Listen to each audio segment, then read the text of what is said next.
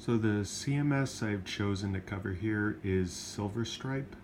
It was released publicly in 2007 as an open source software, and the main idea, it seems, was to separate the back end and the front end functionality of web development in order to make it easier for both.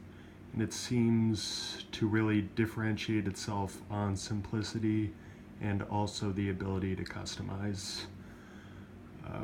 For database support, it looks like it supports a few different ones, such as MySQL and Microsoft SQL. There's limited support for others too, such as Oracle Database.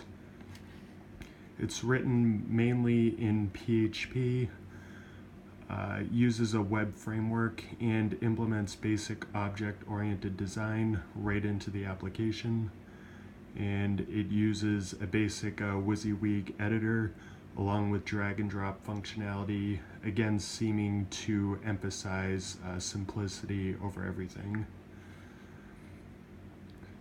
In order to create a new page, you would go to Site Content and then click Create up in the left corner.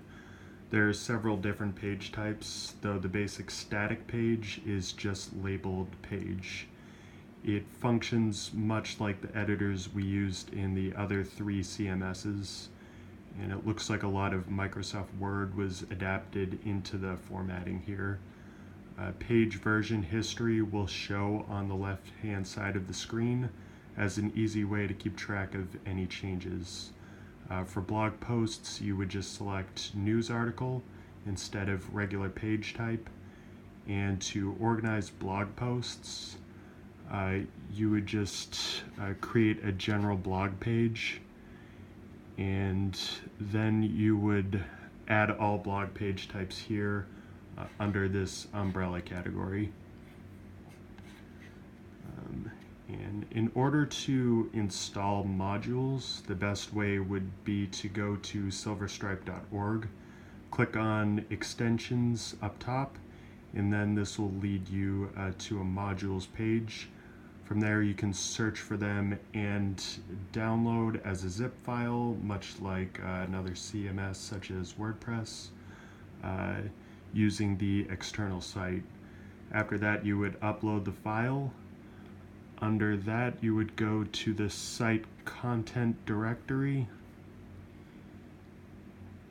up here, and then you would select the page type, and your extension will appear here as an option. Each extension will provide its functionality from there. Each extension seems to add features to the main text editor page for page creation. And according to their website, it is used by many organizations and governments around the world.